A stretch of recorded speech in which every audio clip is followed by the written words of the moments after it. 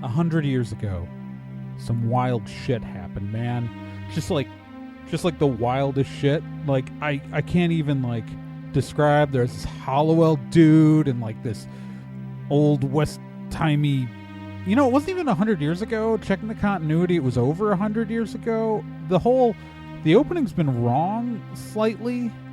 This whole year and a half, I'm realizing God, we're gonna have to redo the opening, aren't we? Oh man. Anyways, Sheriff Ace of Stormwood did a thing and said his descendants would do the thing again, and that's the show. And this is people talking about the show. The people who are in the show talking about the show specifically. You know, stuff. Previously on Stormwood and Associates, things happened. That's your previously. Welcome to Stormwood and Associates' first ever fireside chat. I don't know what else to call this. I'm Trey Dorn, and normally on this show you'd be hearing me play either NK or Kel or GMing, because we're in the middle of we're between two storylines that I'm GMing. Joining me, of course, is Gen Proc, who plays Raz Stormwood. Hello. Nick Izumi, who plays Bill Tiberius Carpathia. I don't talk about my process. And, of course, never to be forgotten and always the best, Kyle Johnson, who plays Tristan Babbitt. Hi, everybody. No one ever remembers that your character's first name is Tristan. He doesn't go by Tristan anymore. I think it's still on the about page for the show, though. That's fine. What the idea here is that obviously a lot's happened in the show in the little over a year that we've been running it, and we thought it might be nice to like talk about the cast reactions to the awful things I've done to them, and also just kind of like our thoughts on where things are going. I will say there are going to be major spoilers in this recording. So if you haven't listened to the most recent episode of Stormwood and Associates, you need to. So episode 66, I think, is what the number is going to be. Because we've already recorded those episodes, but I haven't done the final edits on them, so I don't have the numbers in front of me. But so if you've listened, I think 66 is it. But the most recent episode, listen to that, because there is some major stuff in that episode that this would be a spoiler for, and so you should hit stop now if you haven't listened to that yet. We'll give you a moment to find the button on your device.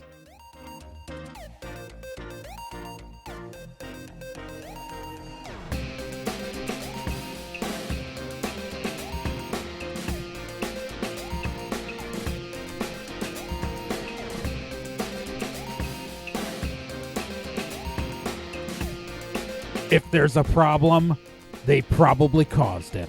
Stormwood and Associates is an actual play podcast starring 4 people who just are trying to figure this out, including me. And if you get in our way, we'll probably politely ask you to move, because we're from Wisconsin.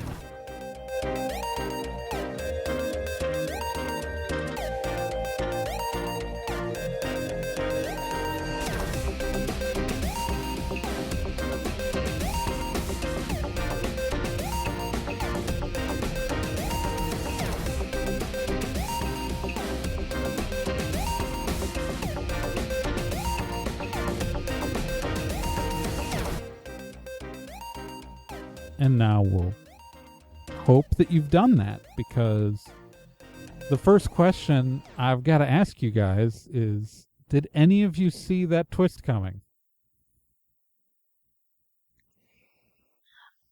I kind of did. Because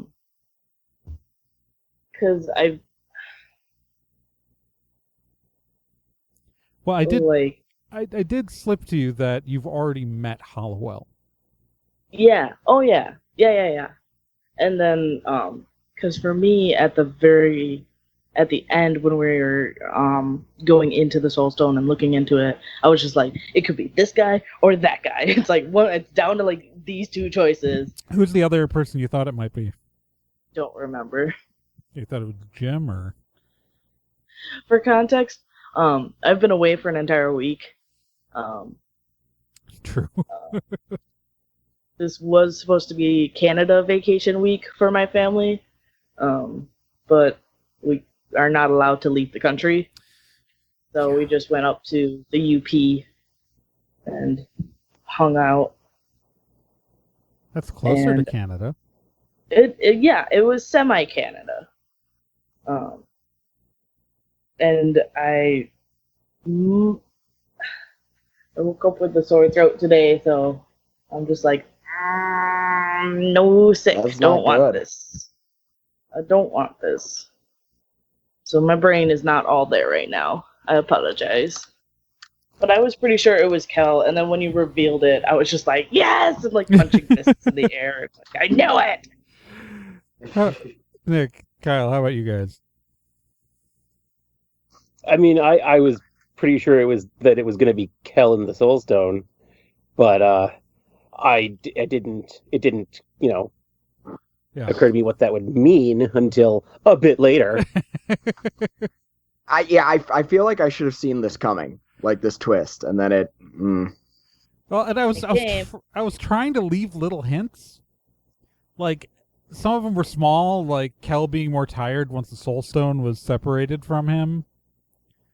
Like, because that was meant to, like, it wasn't really clear. Like, I didn't build it up enough, I don't think. Where, like, it was supposed to be that, like, Hollowell was trying to assert himself more.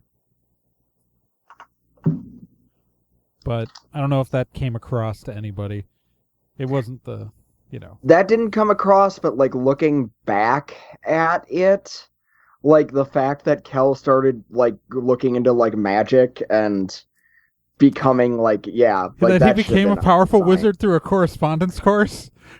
Yeah, like a part of me was like there was that part of me that I don't remember if Bill actually said it out loud, but I remember thinking this is bullshit. Like, like even like I think I established that like some of that other Hollowell followers were using lightning based stuff, and all of Kel's magic was all lightning. Like, it's real, like, it wasn't like meant to be like this is an important clue, but I wanted to make sure that everything I was doing was like would fit in line with the reveal. Oh. And it's also why like I wanted to make sure that like it's and peppering in soul stones into the storyline, and and the fact that like every magic stone you've seen is like a red stone. I just thought there was a Full Metal Alchemist reference. No. I mean, not consciously. I mean, obviously I've seen Full Metal Alchemist. But yeah, no, it's so that was so here's a fun thing for listeners to know, that I've told you guys this a little bit, that Pat, y'all remember Pat way back in the town of Phoebe. Pat was not intended to die in that storyline. Pat was supposed to live, and I was like, I tried to kill Barrow Mackay in that fight and failed on the dice. And so the idea was that Pat was going to live, and then Pat would have been the one on the whole Greyhaven thing. Like, I had to kind of squeeze it around to get Barrow Mackay to be the one to bring the Greyhaven thing, because Pat was an outlaw. Pat was a criminal. But he was also supposed to be really gifted. I was going to have him be approached to be a member of the Order of Greyhaven. Like, that was all part of my plans for Pat, and then Pat went and died on me. Because Pat was eventually going to die, but he was supposed to die where Barrow died in this storyline.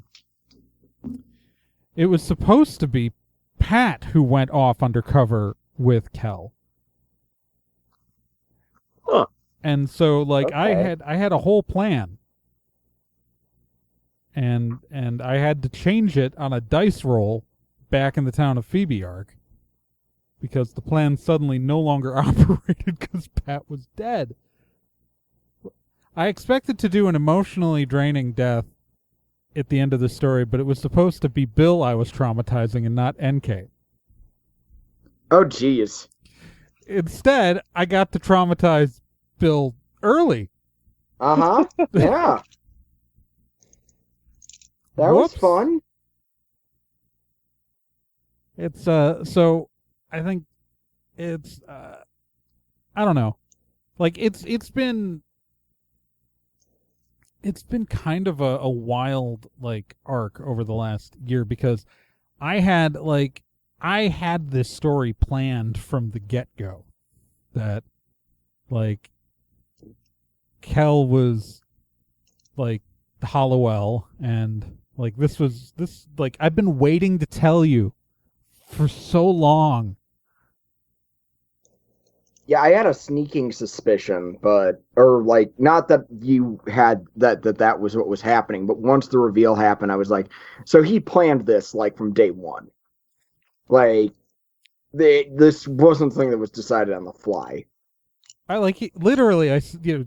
They defeated Hollowell 25 years ago. Kel is 25 years old. Like,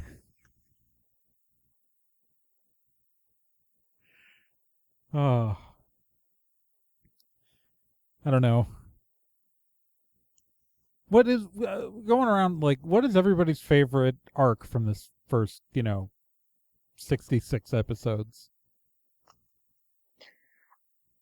Personally, it was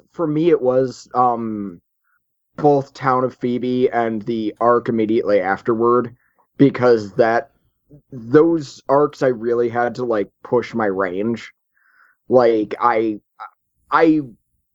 conceived Bill as a gag character, so forcing myself into his headspace when he's going through some stuff was rough. And it was hard, but I like to think I made it work. Yeah, what was the arc right after? I don't remember what precisely it was. I just remembered how pissed off everyone was that Bill like used up his spells for the day off camera. Right. Yeah, because you did. Yeah. Mm-hmm. That was. Oh, that was mine. Yeah, that was Reigns of Terror, wasn't it? Yeah. You didn't have any spells that entire. The thing was so frustrating. Well, I think you regenerated because the way the system works is that you get your sweet move points back per session, not per like in character day. So you did get spells like through, because that was split over multiple sessions, that you did get your spells back halfway through that arc.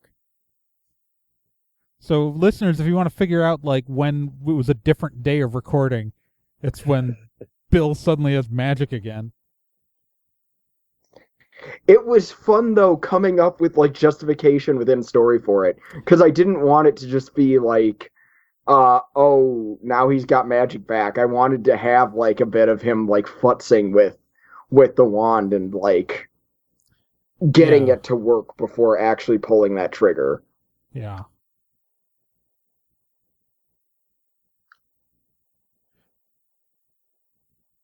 I think that was that the first arc when we had re-archetyped, or was that I think that's the last arc before we re-archetyped. Yeah. Because I think so. So that was my last arc where so Kel started as a haxer, and here's the thing about haxers is that they don't have any offensive moves that use sweet move points.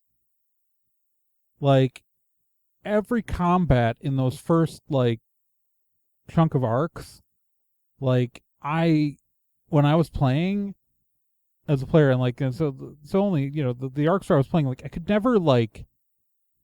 And this is like, especially if you go back to the arc that Gen ran, I forget what it's called, the Beached, the 2-episode Beached arc, our Beach episode, like, which was fun. That whole fight was so frustrating to me because everyone else is like knocking out like 5 guys at once, and I'm like, that guy, 1.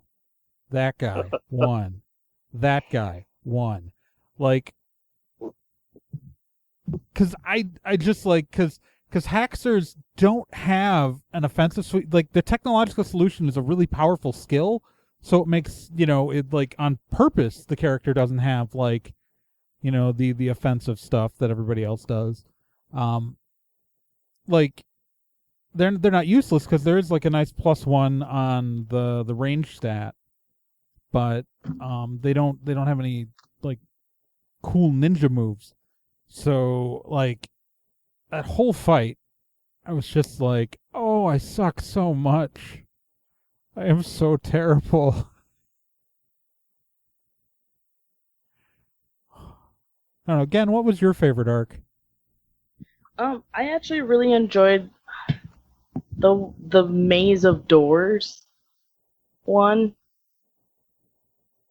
The one where we were in the Greyhaven estate, or the The No, creepy it one was- with Brittany? Yeah. Oh, jeez. Yeah. oh yeah, the Sanctuary arc. No, Oh, the one you did. oh, that one. Yeah, sorry, the one where she was a Mhm. guest player. Sorry, Yeah. it's. Oh yeah, the. So the Forgotten. I came up so here's the fun thing about that for the listeners at home is that originally the Sanctuary arc was supposed to start that week, but Brittany wasn't prepared. And so that is that little 2-episode thing that I came up with like in 5 minutes. And I just pretty much went to, well, what would feel like a nightmare right now? Like, I think I was inspired by that. There's an episode of Star Trek The Next Generation. Like, more than one show has had like an amnesia thing, but there's an episode of Star Trek The Next Generation where like Captain Picard and a bunch of other aliens wake up in a room with no idea how they got there. Mm-hmm. And that is like my that's, and like also like the amnesia episode of Angel, or was it Buffy? I don't remember. They've all had one. Like, yeah, I think it was Buffy. But like the amnesia episodes of stuff like, no, I think both Buffy and Angel did one. I think Buffy did one. I just finished Buffy, and Yeah. I think they did Well, one at because one point. I know Buffy did in- one because Spike, and yeah, because Spike thinks he has to be Giles' son. Yes. Oh Yeah. yes. Okay. It's the Angel episode. They regress to like their teenage selves. Right. So it was a very Okay. similar premise because they regressed to a point before they knew each other. So that's why my brain got those 2 episodes mixed up, because they're very similar premises. Like, but so But like, they're but, technically distinct. but so that's where I started from, as like that image of everybody waking up in a room, not knowing how they got there or what was going on, and then I just like was, well, because first off, like it was the easiest way to throw characters together without, like, it allowed me to figure out what the hell was going on. Because if the characters don't know what's going on, I don't have to explain it to them. But I was just like, okay, well, but we already had the rules for the cosmic horrors and being able to create their own realm, and so I just kind of went with like I came up with a plan pretty quickly, but I really like that arc again. That's a good arc. I forgot about that arc. That was really fun.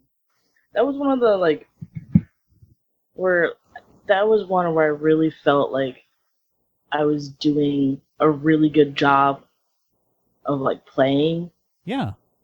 like coming up with really good stuff and like doing Raz really well. Yeah.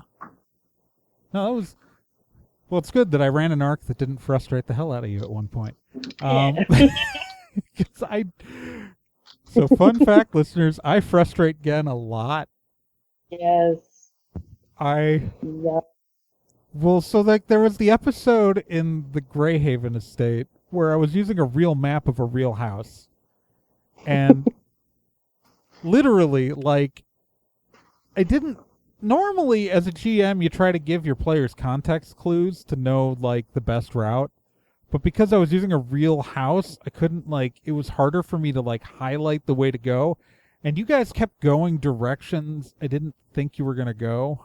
And you ended up frustrated because you took a wrong turn and then you kept going more wrong in that turn. I was like, oh god, if they'd just taken the other door, like, this would be really obvious, but they, like, took the other door. Like, oh, yeah.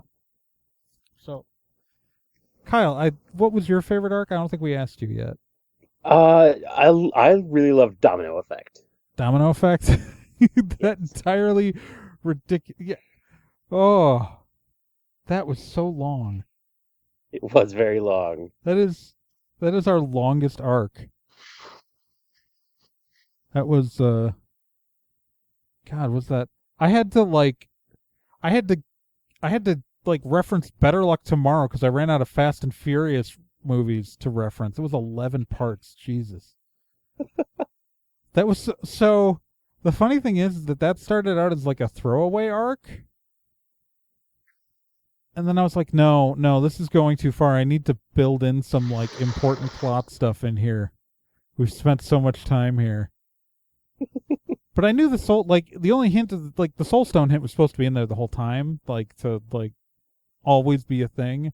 But then I was just like, oh, we got to make this a bigger part of it.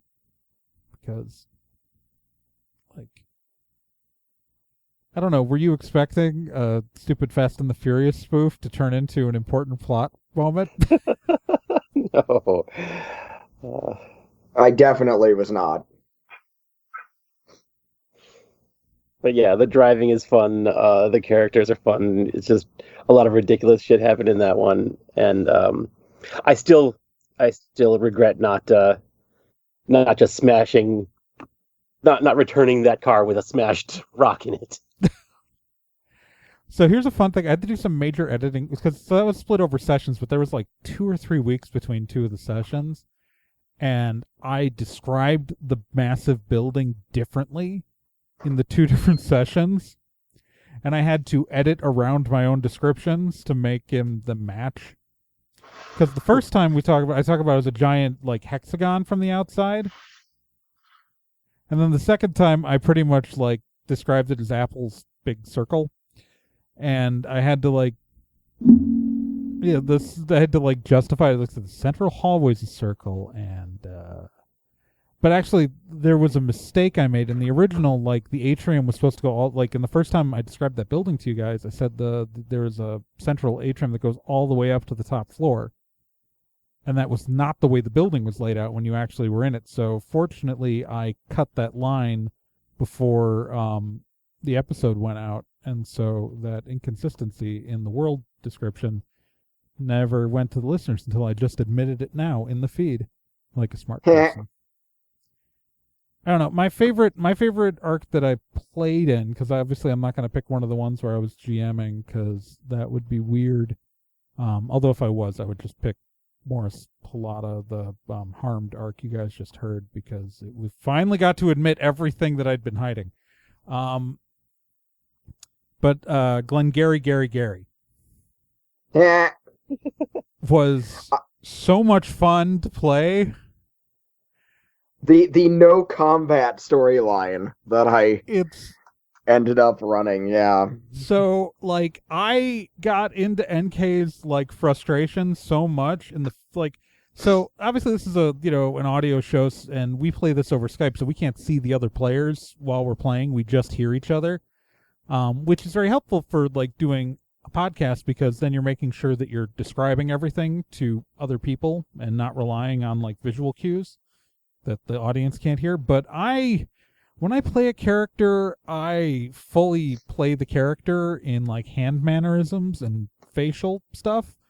And I got into NK's frustration so hard I gave myself a migraine during that episode. It was great. So the backstory of that episode, because, like, anytime I run a game, it's based on something that either I'm obsessed with or is ruining my life. So like the farm barn episode was what was me complaining about my warehouse job basically. The Gary happened because like weeks, probably month leading up to planning that story, I had been listening to a bunch of podcasts about cults, and I had just finished watching The Good Place. So those were the two big influences on why that turned out the way it did. I thought you were going to say that Jason Mantzoukas was purposely ruining your life, and so that's... No. I had just finished watching The Good Place, and I always enjoy Jason Mantzoukas, and I liked the idea of doing a storyline that he would be a character in. So, like, my ideal episode, he would have been cast as a guest star. And also, just, I love Axel Little, the Axolotl, and I would love for him to come back. Maybe he will. He might. We've got plenty of time, and I don't know. He's the least threatening, like, otherworldly horror you will ever meet. That's true. Like, there's so much stuff that, like, we're gonna have to get back to, like, that's been established, like, this whole Church of Sanctuary in Brittany's arc that broke my world. But, like, in a good way, like, it's, so, like, about 50% of the world, like, I had a lot of world building set up in my head, but, like, not all of it. I hadn't justified it. So, like, when we started this show, when we started this game, like, the original concept was, we were, I was sitting down with Gen and Nick, because we brought Kyle in once we knew we were doing a show. But, like, my original thought was, like, what if we could, like, set a game in, like, a world, like, Bright, but, like, didn't suck?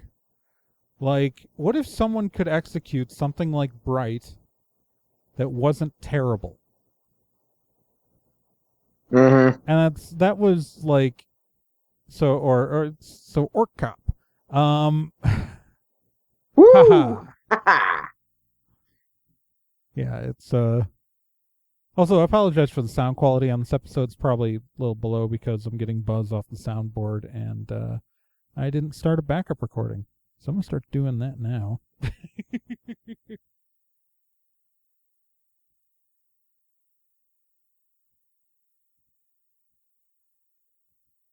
There we go. So if the rest of the episode, if something goes wrong, the rest of the episode will still get recorded.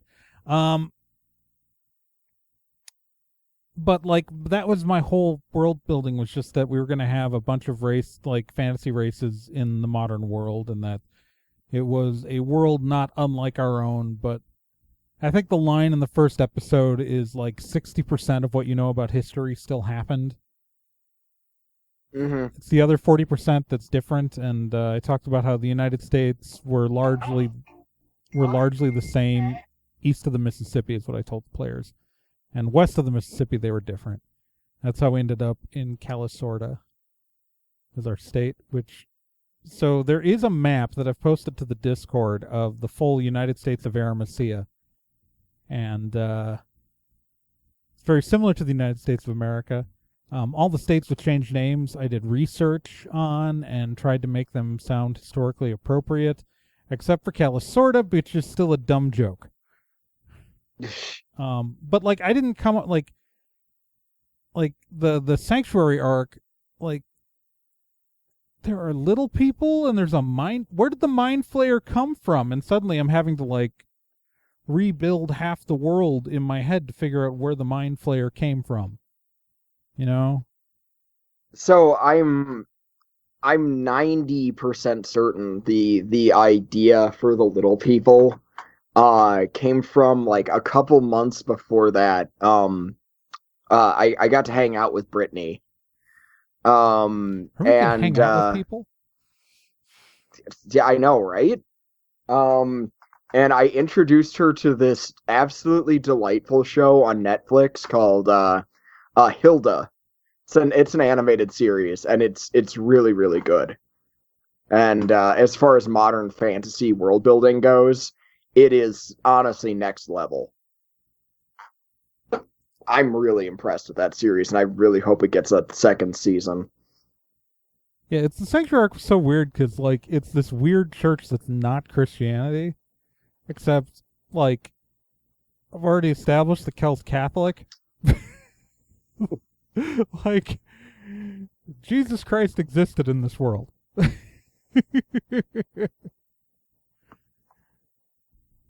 Or did it? I mean, as much as he existed in ours. To the Fair. exact level. But he was a gnome. No, Jesus Christ was not a gnome. I'm putting my foot down. Jesus Christ was not a gnome. I am not ready for the emails and the letters to come in for that. I just, no, I am, look, you can make lots of people, if you want to make Queen Elizabeth, and actually, we're not sure if gnomes exist because I think I rattled off the races and skipped gnomes in one episode. And ever since then, I've been like, and gnomes who may or may not exist. Because we've got humans, elves, dwarves, halflings, goblins, orcs.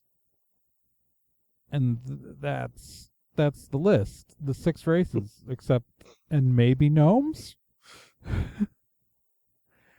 Maybe gnomes are just dwarves who shave in this universe. Who knows?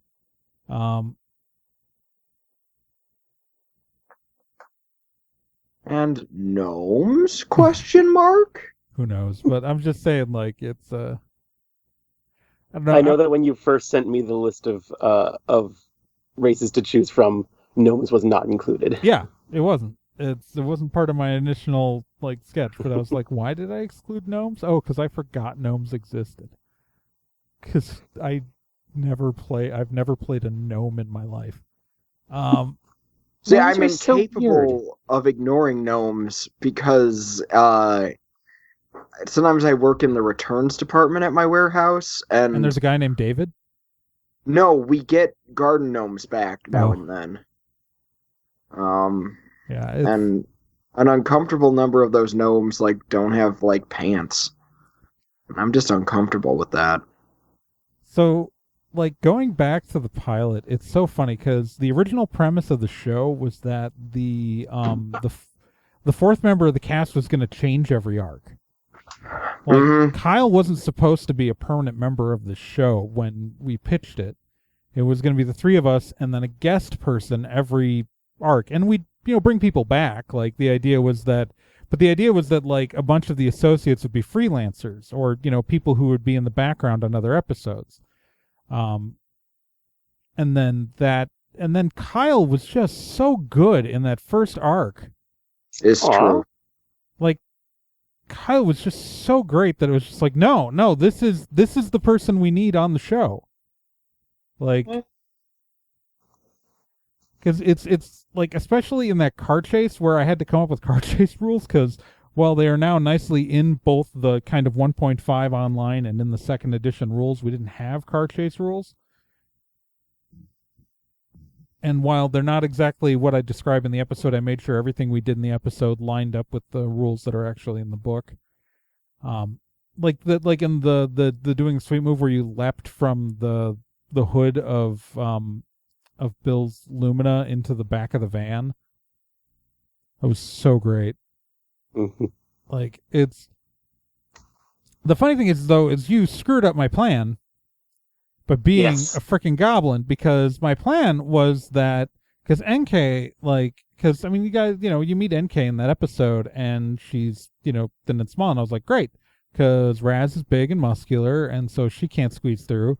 Bill is, still gangly, but he's not, he's still too tall. And He's not gonna try either. Right. And so I was like, he has no real ability to do any sort of stunts. I was like, NK's gonna, squeeze through those racks and get out of there, and then you'll have a fight with, Barrow and Bort, and but they'll all get away, and then there's a clue in the parking garage, like where you'll know to follow them to. Like I had like a breadcrumb trail all laid out, but I was like, they're gonna get away because they have to get away because they're a red herring. Like they're a part of the clue of what's going on, but the setup is that these are good guys. Also, you both think that the other one is the bad guy. And so that whole, like, I was like, okay, and then NK's gonna drop out of sight down the vent. NK doesn't have sweet moves. There's absolutely no reason, like, why, like, that should have worked. I was like, it's a cinematic moment. I did set it up so NK was level 5 in that fight, and everyone else was level 1. So she just took the damage. Yeah. Oh wait. I mean, there's technically not fall damage in this game. We should probably fix that, but Oh yeah. I haven't done that. But like, so, but it was like, I needed to make sure that NK survived the fight because, like, I knew all along the Kel was going to be Hollowell, and I needed someone to switch to if things didn't go well. Because there is a scenario in which you guys didn't separate Kel from the Hollowell body. Like, there is a scenario where Hollowell kills Kel. Like, there was a chance that could have happened down the line, and I needed a character to play if you guys did that. I mean, it's like, I can't really play Kel right now anyways, because Kel's a gem. He's a talking gem, but he's a gem. Still counts. Right. He's a crystal gem. Oh. Also, there was a version in my head of this story where I was going to force you to kill Kel, but I've decided to not make you do that because now he's separated. Aw. It would have been really dramatic, and then Gen would have never spoken to me again. Mm-hmm. But so yeah, NK in that fight, but like, it was supposed to be an easy getaway. Like, that whole car chase was never supposed to happen. But we made it happen. I know, and I had to come up with rules. Well, first off, because Bill's in the parking garage. Mm-hmm. But because, well, okay, so secretly, I will admit that, like, my plan with that vent was to just have it go out somewhere. And I wasn't planning on coming up with where it was because you guys were never going to be able to follow them that far. When it turned into, oh crap, I need to figure out where this vent goes. I was like, okay, the parking garage. Oh crap, Bill's in the parking garage. And then Babbitt jumped down the vent. Oh. I sure did. Nothing went to plan in that first adventure. I'm not complaining. It was great.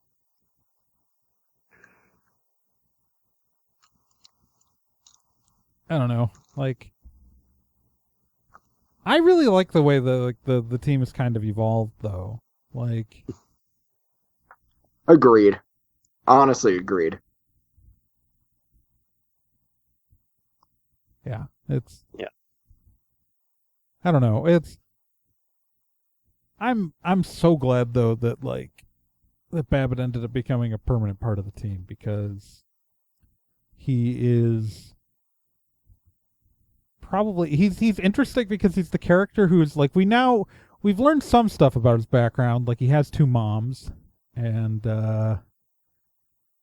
he doesn't know anything about goblin culture.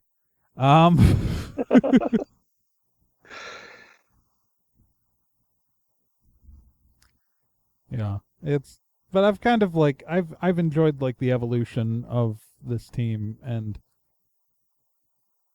it's I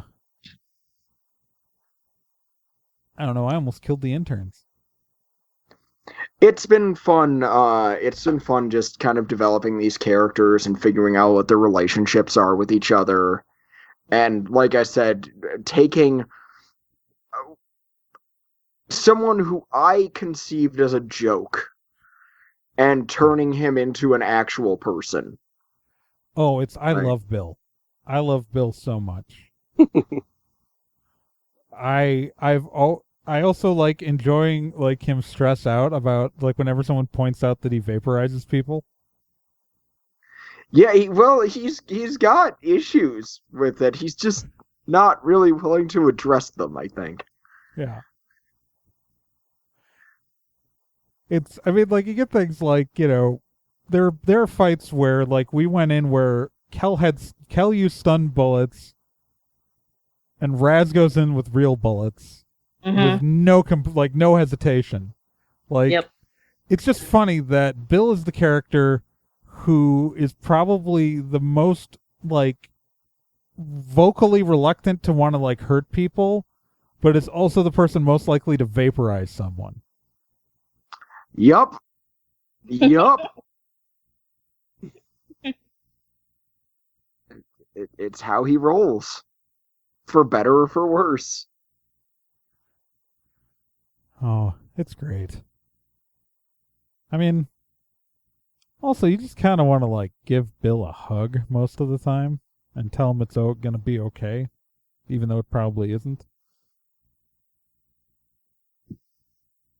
I'm glad you feel that way. I'm usually just in this perpetual state of, like, somewhere between proud and disappointed with whatever it is that he's choosing to do. And I'm making him choose it, but I'm still in that weird middle ground. Like, yeah, no,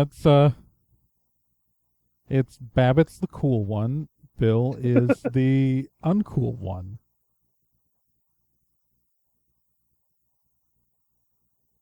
Bill looks like someone didn't put their John Constantine cosplay in the dryer. It's true. It's very true.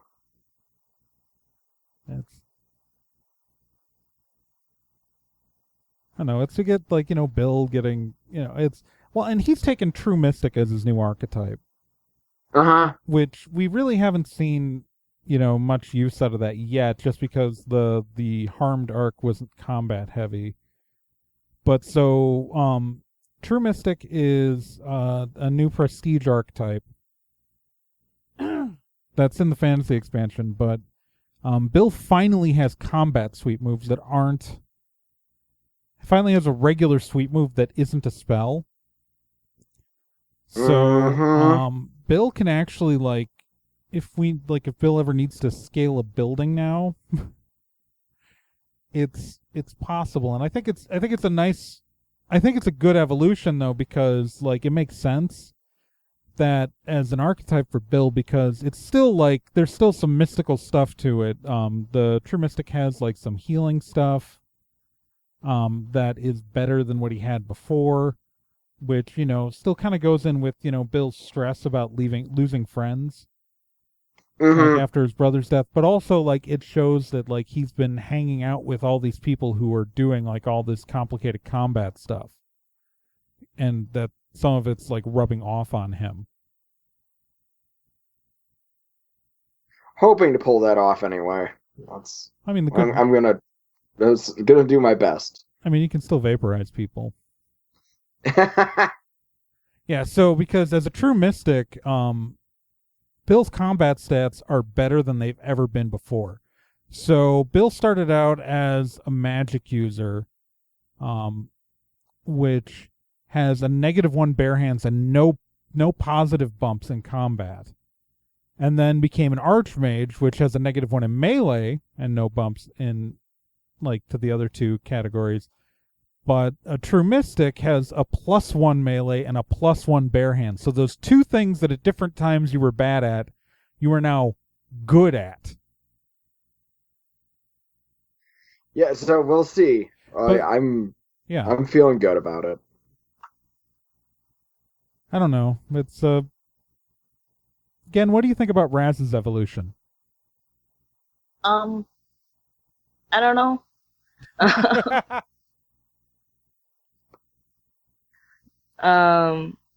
don't know. It just all kind of made sense. Yeah, because you started out as an investigator, which you run an investigation company, so the obvious and you kind of no-brainer. Yeah, and then you learned spy. Spy was your next archetype. which was very helpful on the Greyhaven estate mission where you had to disguise yourself. Yep. And now you have taken Soldier, which I think you took the second edition Soldier, right? Not the fantasy expansion Soldier. Yeah. Yeah. The only difference for listeners at home, the only difference between those two archetypes is the combat modifiers. It's the same abilities between the two archetypes. Yeah, and I make Raz so even that it really didn't matter which one I chose. Yeah. I like to have her be very well rounded for combat because yeah, but it also makes tank.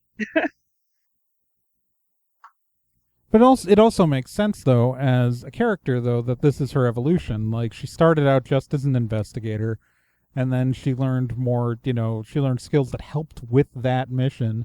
But now the soldier role, with its inspire abilities, is more of a leader position. And, it's... like, if you remember to use it... We'll see when I get a chance to use it. Yeah. Technically there is combat in these last few episodes, but not serious combat. And so, like, it's that Inspire, which is give me 5 minutes, like, increases the swiftness stat for all the members of the party for the next immediate combat. So it's like, if Raz remembers to inspire the team, everyone's going to do better in that fight. So, it makes sense, though, because she's become, she's been leading this office for longer and out of her father's shadow. Mm-hmm. And so I think it's a very, logical arc for her. It's, Kel's movement through stuff was really obvious because he was a Haxer, and then Hollowell started to assert himself more once the gem was lost. So he gained all of his magical abilities. And now Kel doesn't have a human body. Or an elf body, I should say. Kel's in a box. Kyle, what do you think about Babbitt's transformation? You were just thinking, what neat thing can I do, weren't you? Kinda. It kind of they do just kind of come out of nowhere, because I don't want to step on anyone's toes, or anything like that. Well, because you started as a thief, and it made sense because you were being brought on for what we thought was like a one-time thing at the beginning, and the team needed a thief for that mission. And then you went to driver. Yes. Because that's fun, I guess. And then I went to medic because it could be useful, and I didn't want to do spy, I didn't want to do soldier because those are taken. It wouldn't make sense right now for him to go into a magical profession. Right. Perhaps in the future, we'll see. Yeah. There's a chance of that. I could see, a reason why he could suddenly get into magic. Yeah. Well, and I will admit, I did kind of give you guys a hint that maybe we could use another healer. You did do that. Because I knew that Kel wasn't coming back as Kel, right? And so, when Kel left, the team had Bill and Kel as both healers. But we're at a point, though, there's going to be some major trials coming up for the characters, and if Bill gets knocked out of a fight, he's got his death proof ward, so he won't be killed mid-combat. You can still die, it's just he would have to be a total party kill for Bill to die. You know what I mean? If someone could drag Bill out of there, he lives. But if there's no healer, and I'm putting you up against let's see who is out there. There's Hollowell, there's Royce, there's Jim, fucking cop. There's gonna be a point where you're fighting all three at once at some point in the future, like, I don't think that's a major spoiler to say that I probably will make you do that. And, like, if Bill were to get knocked out and, like, you're fighting people who can do, like, destructive wave, and then, like, the chance of a total party kill just became way higher without a second healer. And I knew I didn't, and NK, I knew I wanted to take down the path of wordsmith, so I admittedly, like, did be like, hey, medic's a really good idea. We got this nice new archetype in 2nd edition. Medic. Yeah. Yeah. So, like my internal justification for his changes is that he had just gotten his driver's license, and Oh my god. yes, yep, and then that he had just broken up with a woman who was an EMT. And he went on some ride-alongs with her. So, like, with NK's evolution, NK went from hacksaw to driver, but, like, I actually incorporated it into her backstory that the driver stuff actually comes from way before she ever showed up. I just, like, she didn't, like, just in system building wise, didn't have the skills until later. Yes, that's not how bad it goes. Yeah, no, because I just built the driver stuff into NK's backstory, like, of her time with, you know, the knockoff Fast and the Furious team. Like, I just, because that's why she went from hacksaw to, also she went to driver because technically she was written down as a pirate for a while on the 1st edition rules, but I subtly switched it to driver because the only difference between pirate in the 1st edition and driver in the 2nd edition is that drivers have an additional skill that allows some bonuses in the car combat. I think pirates have that bonus once we added the vehicle combat stuff in the, like, what I'm calling effectively 1.5, the version of the 1st edition manual on the web right now. And then and then I went to wordsmith because I was planning on her learning that stuff for a while. It's just I had to wait for her to level up. And if you want to know why everybody leveled up after Glengarry, Gary, even though there wasn't a big fight, and according to the rules there was, it's because I needed NK to learn wordsmith. Like, I need her to become a wordsmith out of the fantasy expansion, or else the ending of that arc doesn't work.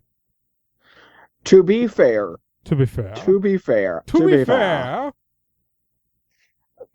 Gary is a pretty stress-inducing guy. I feel like being in a room with Gary, that'd do that to you. I just kept shooting him. It was just like, oh. This is not how you solve your problems. I shoot Gary again. Oh. That was so much fun. But yeah, no, so that's the whole reason why everybody got to re-archetype between those arcs, because I was like, I can't do this if God, I'm still editing those things, so I really hope I remember to put a content warning on that episode. Fair. God.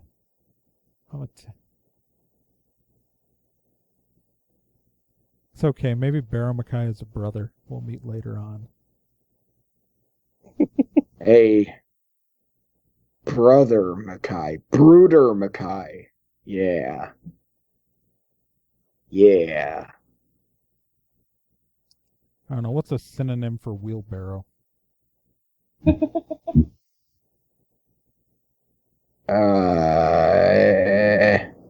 that's really his name. It's just means wheelbarrow. Like, that's what a barrow is. Like, it's the dumbest name. I gave that man the dumbest name. Like, Pushcart. Pusher.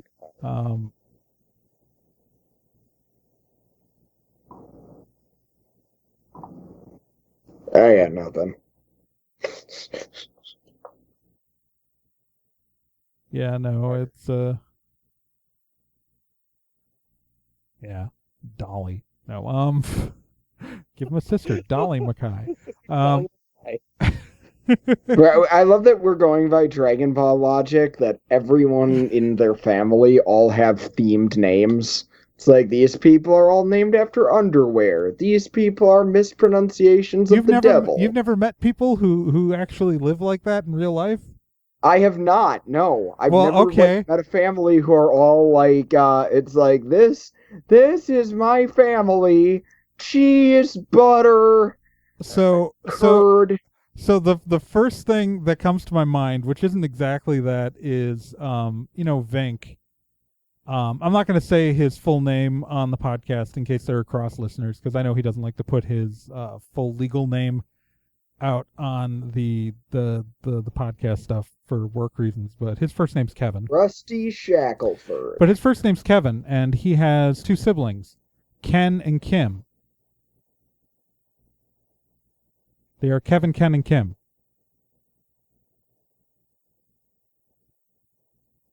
Those are some just awkward initials now. That's not fun.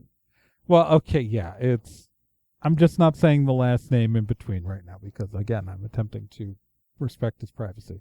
No, I get that. Yeah, but so like they all have like, so I've a themed family names is not really like impossible. Like there are plenty of people who do. I'm not saying like it's impossible. I've never encountered it personally. And usually it's just like alliteration. That's true. Yeah. But I don't know. There's some like hippie names out there, man. People who name their kids after rocks. That's true. White people do crazy things. Oh yeah. That is very true. Like that entire Barrow Mackay as a character all came out of just the name. Like I came up with the last name. Like I first off like I was like Mackay, and I was like, oh no, that's a real last name. That's a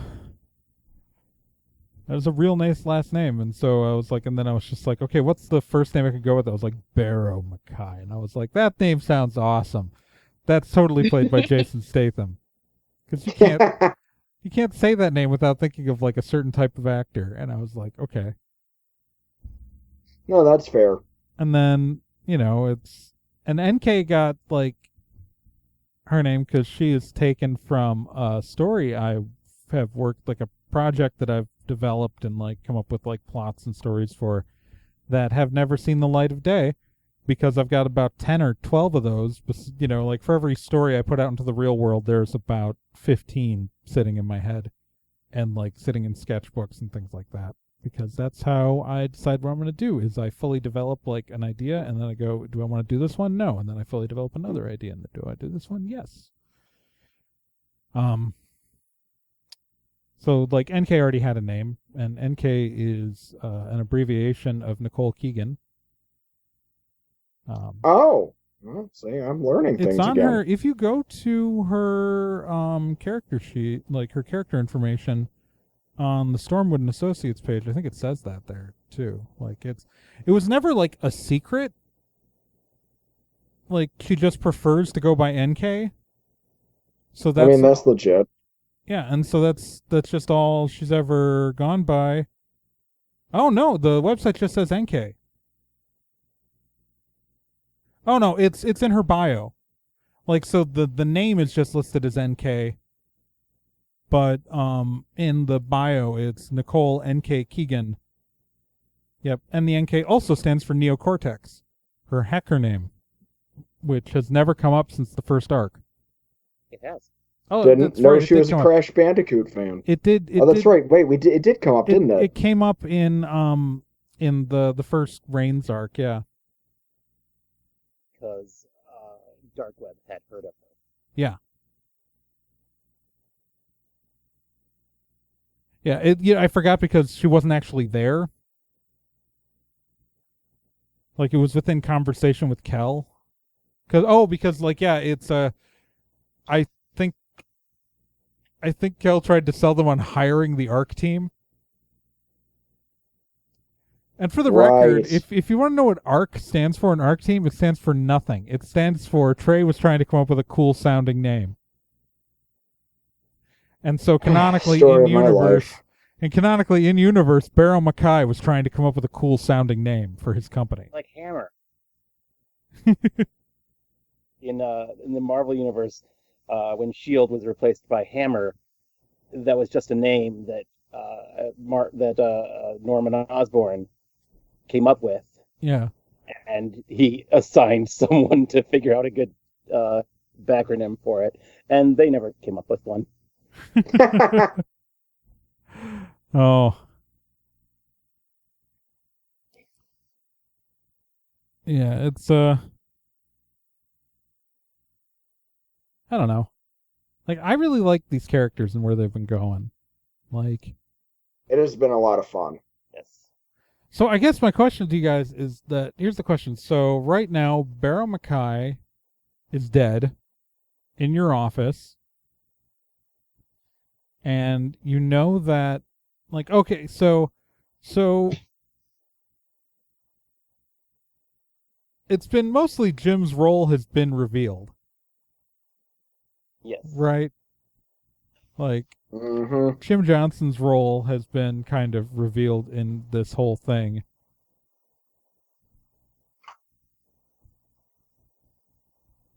Like I you do. want to know what you guys think about that.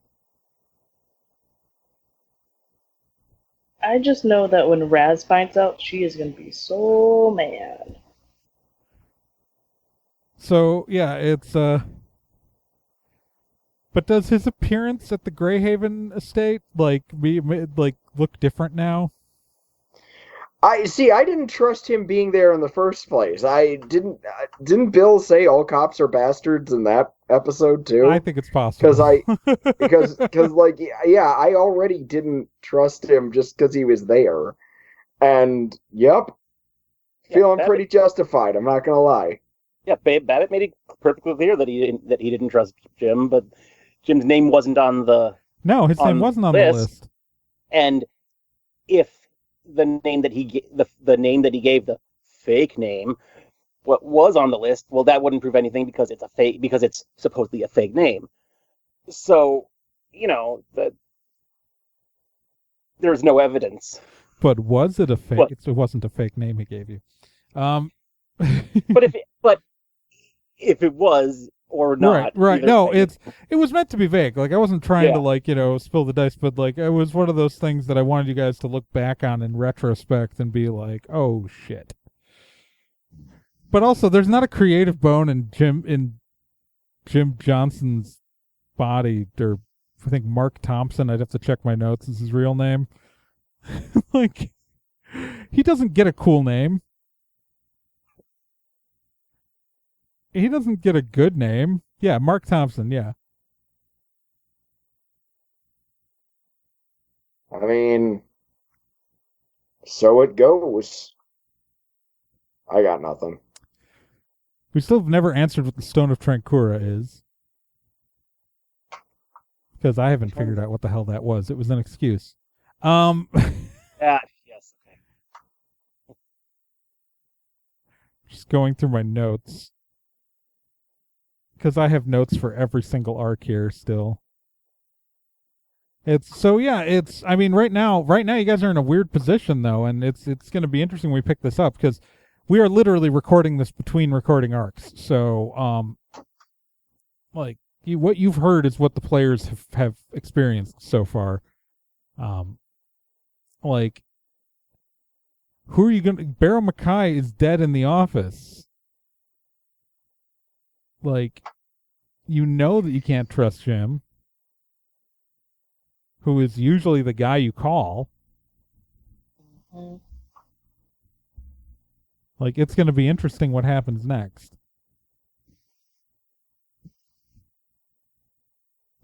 It will be interesting, yes. Yeah, I honestly don't know what we're going to do moving forward. Yeah.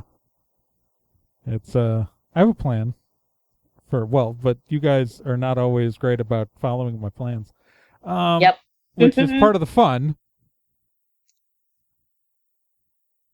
I think it's going to be like, there's just something really satisfying about like when Babbitt was putting things together in that session.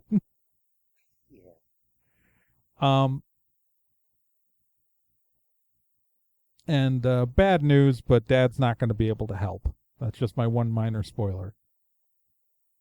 I mean, that's kind of a given. Well, right, but, you know, it's... So, this is a minor spoiler, technically just because it's information that Raz doesn't have yet, but Kel does. Is that the reason why Robert Stormwood... Your dad's name is Robert, right? Or is it Richard? No, it's Bob, because we based it off you. the real dad. Yeah, no, that's why I'm always trying to... but it's your actual dad and not mine. So Robert Stormwood can't go west of the Mississippi, not because of snob reasons, but because there's secretly a giant ward along the Mississippi set up by a former client who's pissed at him. God damn it, Dad. Yeah. And so that's my excuse as to why Robert can't intervene.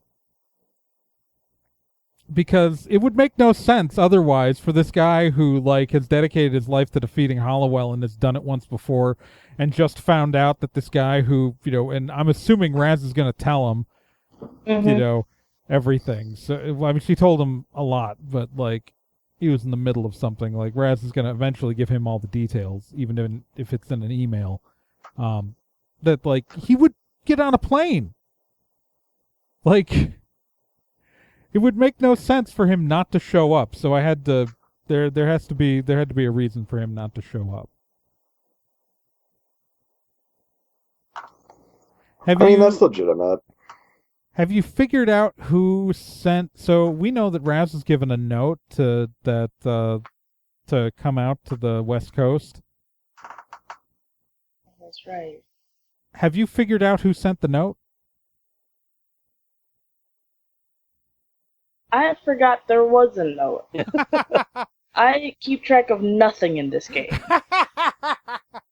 So the whole reason why the office got set up in the pilot arc, and it doesn't come out until like a good chunk into that, like the episodes, because Raz never felt the need to share it with anyone. Close to the chest. Nobody asked. I know, but the whole reason why she went out there was because she got a message saying that the son of Lady Carpathia would lead her to Hollowell. I'm fairly certain, by the way, that Cal asked in the first scene. Yeah, he didn't, and didn't get an answer.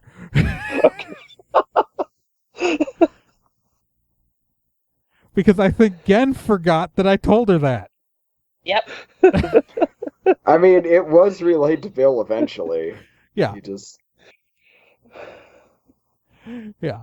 But so have you ever figured out who gave you the note? Like, who sent the note? No. Okay.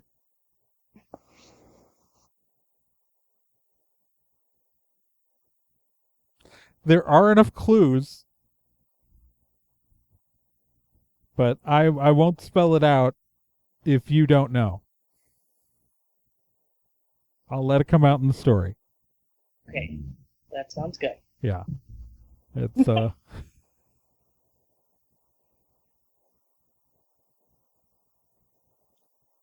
don't know.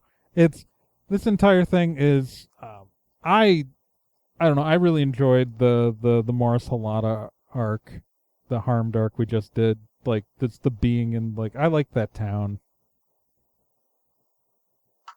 I like anytime I get to like build a random weird town. No, that's fair. But oh my God, Phil, like at every opportunity, you just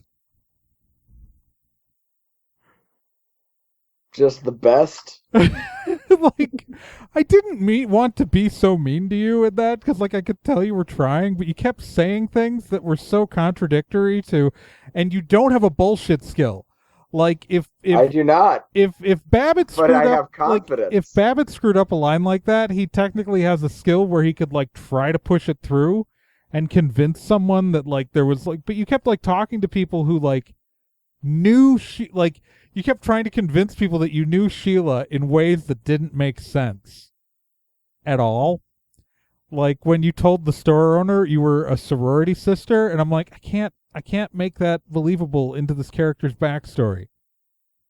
This character did not go to college and is like lives a few miles like from where they were born, and like every person who knows this person pretty much knows their whole like. Could you've gone with, oh, we met the other night at the taco shack and I think she accidentally grabs my purse, or like there's tons of other ways. Like, the person's a thief to some degree because they were using a stolen credit card. Like, you don't do that. No, it's like you're her sorority sister. Bill has what he sometimes it's just confidence and not. I also get the impression that Bill was raised in a relatively sheltered outlook and doesn't necessarily think that not everyone went to school or that sort of thing. Yeah. He's a little sheltered still. I will say that whole episode, like at the furniture store, I was like, you have the home address and you have her work address. I flipped a coin where she was going to be. Like it was like there was a like I didn't really pre-plan it but like I knew like eventually we're gonna have to go to her apartment, but whether or not she's gonna be at work or at her apartment was kind of like the binary case there. And you guys went to the work and she wasn't there, but instead of going, hey, we've got her home address, y'all decided to shop like you do, and that was just great, like, because like Babbitt, you tried to distract the store the store owner. Yes. And nobody did anything. Like, there was no attempt to check the back room to see if like she actually was there. There's no like, it's just everyone just stood around and waited. And I love it. At the time, yeah, there is no good at the time response to that. I got nothing. Yeah. I never gave that character a name. So the fun thing about the used furniture and supply, formerly Phil's Used Furniture and Supply, is that was I just knew it was a used furniture store when I was like, okay, it's a store. She works retail. I didn't put too much thought into the store, and then I just did the Phil being scratched out on the window for flavor. And then it was like, as that interaction continued, it dawned on me that the dwarven woman clerk was the ex-wife and the current owner of the store. And it just sort of like that characterization fell into my lap. And also, she totally would have made out with you, Babbitt. I'm just saying. That would have been weird. Babbitt did not seem like he was enthusiastically consenting. He was not, but he was like... So I ran offense. Or defense. Point is, I helped. I need just everyone to know that Babbitt is a really hot goblin. He is a very good-looking boy. He is. And, yeah, so it's, that entire, like,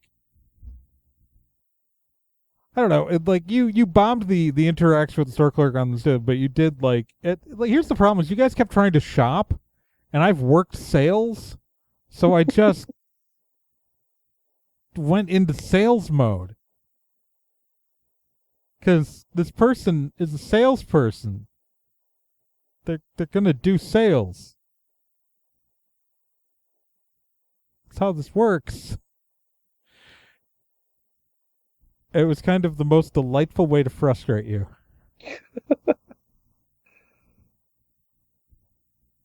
Legit. I don't know. So the problem is, like, with that story, like, there was a break between, there's a session split, right? At the point where you guys, where you kind of subdue Sheila, and then the conversation after that, like, there's an episode split there. I think it's episode 63. So we forgot everyone's names. You forgot Dave. Like, so Dave owns Fred's Bar and Taco Shack, and I was like, this is going to be really funny if the first person they meet is Mikhail Enris. And so, like, I subtly had you guys, like, I tried to slip it in different spots in that interaction when to roll for his magical disguise. Just to make sure, so he was, but I had you guys all failed your rolls on his magical disguise. And in that first interaction, and so, like, when like, was it Bill held up a picture of Mikhail Enris to Mikhail Enris, like, have you seen this person? And that's, I have no regrets. I know, but there's no way. Well, there's no way you could have known that unless you had succeeded in your roll. Like, and none of you succeeded in your rolls. So there was, and NK also missed hers. So there was no way you could have known that you were holding up a picture of Mikhail Enris to Mikhail Enris. But that's also, like, why his tone shifts a little when he was, like, when it was used on a day he wasn't there. Mm-hmm. Oh, okay. Wow. Legit. Right. So he's like, but that also meant, though, like, because it was Dave, like, that there was a D something, like, whatever his fake last name, I have it written down, but his fake last name, like, on one of the neighbor boxes, I was like, I also had made, like, one of them really close to Mikhail Enris, like an M, like, Entenmann or something like that, which I thought would be a nice, fun red herring that would give you a weird interaction at another apartment, which, of course, I'm sure would make Gen want to murder me more. But you didn't take that bait. And I'm glad we didn't. But, like, God, I have so many character sheets on this document.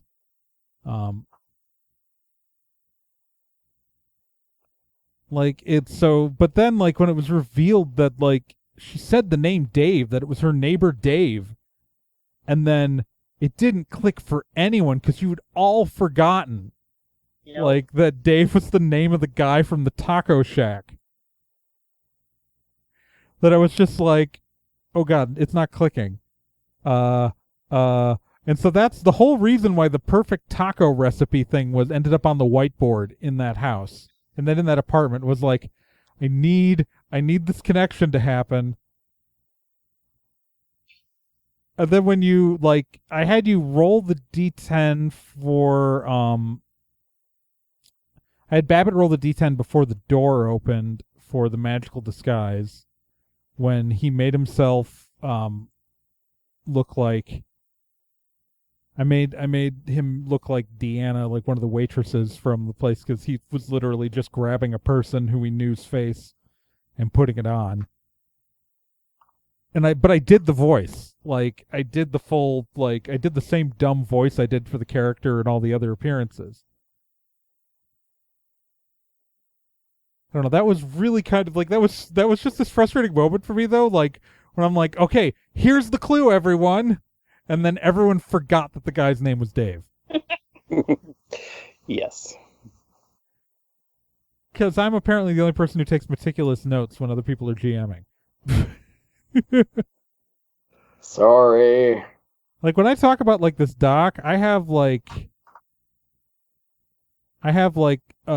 Dark Web is Allison Nimblefinger. You know, it's like I've gotten here also that, so Mrs. Stamets had a missing son, Mark, who hung out with Gary on weekends. McDaniels, there's a thud game. Oh, that was another. That was actually another in joke. Was Mark Stamets was Yes, was. Yeah, I'm glad Kyle got that one. Yeah, that was a shout out to the actor who plays Lieutenant Stamets in Star Trek Discovery is the actor who played Mark, the most insufferable character in any musical ever, Rent. And I had just finished watching season 1 of Discovery, so I thought, what's a good insufferable person? Mark from Rent. I mean, I also have in my notes here that Marisol Thompson is the name of the woman who hired the team from the church, the Sanctuary of Mercy. That Saint Vara was the Saint Vara was their like kind of saint, like their god wizard that they worship, and Morrow Sharp was the evil one. And I thought in that arc there's going to be some connection between Mara and Morrow Sharp, but there isn't. There isn't. I have like all these like notes about the Church of Sanctuary, like Paishon was the creepy nun. All that stuff, like it's in my notes, man. I keep notes when other people GM because I forget things. And then when someone says a name, I can go, aha, I wrote that down. And not make Trey put in a giant whiteboard full of taco facts. Okay, but Trey, you usually GM for us. Like, what did you think about the times we GM'd? Well, it's so yeah, they were pretty neat. I like playing. So I like the fact that we rotate GMs on the show. Like I'm running the main storyline, but like the fact that like we like get to have like everybody GM at some point because I like playing. And you know, there's something about like spending all this energy on building a world and never getting to play in it yourself that is really sad sometimes. So it's nice that you guys are like actually like running stuff.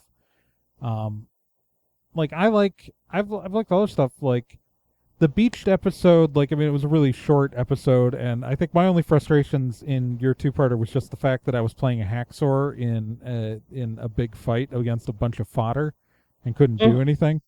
I think we were like level 2 in that fight, and so it's like, great, I shoot that one, bang.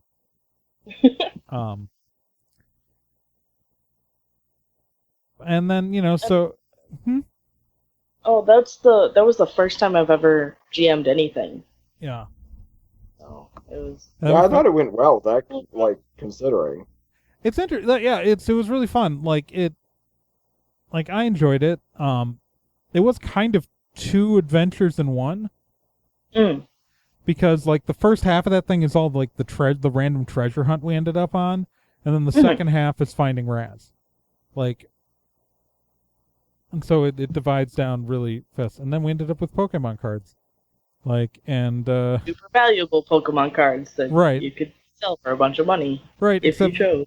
Except we also had like a fleet of SUVs and a bunch of other assets, so like money is never a concern in this game. But maybe we all secretly got into Pokemon. You don't think Bill wasn't just keeping? I would say there's no way Bill was a secret. Yeah. Bill probably, yeah. So I mean that was really fun. Like I like being an agent of chaos, and so it's way easier to do that as a player than as a GM. You have to be the world. As a player, you get to be an agent of chaos, like putting a brick on the accelerator on a truck and crashing it into a warehouse. Which is why when I start asking for detailed questions about the physical environment, everyone should get worried. Because I mean, like, Nick, what were your thoughts when I crashed the truck through in the barn whatever arc? I didn't know what to expect of it, but that whole arc was, that arc almost went longer. Like had you guys not crashed the truck in and resolved things so quickly, there would have been like there would have been a time travel storyline of traveling back in time to stop the agents of Farm Barn from preventing Barn Farm from being founded. And it was going to get really stupid and Terminator-y. That's awesome. But it got resolved before that could happen. It was just the natural place to end it. So. And I like it's also really different whether I'm playing like when in stories where I was playing Kel and stories where I was playing NK. Because like because like Kel's super strategic. Like Kel, like his first instinct is to try to like get out of things without having to get to the fight. Like he like immediately starts like in the whole like the Reigns the Reigns of Terror arc, the first Lacey Reigns arc that we did. Like he's constantly like trying to explain like educational decisions and college resumes, and like, you know, he went to MIT, so he's trying to like, you know, say he, you know, you can like write them a letter of recommendation and like all this stuff, right? So it's like Kel in the Sanctuary arc hires Mara. Like, I got us out of that fight by hiring one of the bad guys. Classic stuff right there. Right. Meanwhile, NK is kind of an agent of chaos in like kind of a pure lack of impulse control sort of way. And there are moments when I'm playing NK where if anyone could see me, I sometimes have wide-eyed terror with the words coming out of my mouth because my brain is screaming, why am I doing this? But I know it's the in-character move, so I have to. Mm-hmm. And so it's legit. It's like with Kel, when I'm playing Kel as a player, like I'm looking at the angles, I'm always like looking at ways to talk my way out of things. I'm always, you know. Meanwhile, with NK, it's pure, or I could drive my car into it. Let's do that. You know? I love her in the Forest Cult arc. Oh, where I went full dark at the, like... and 90% of what I said was 100% true? Mm-hmm. It just was spinning it? Oh, that was so much fun. Yeah, no, it's... NK is a scary, dangerous person who has no idea who she is. Legit. In its own way. Well, it's I know as the GM NK's actual backstory. But NK doesn't know NK's backstory. And so it's you know,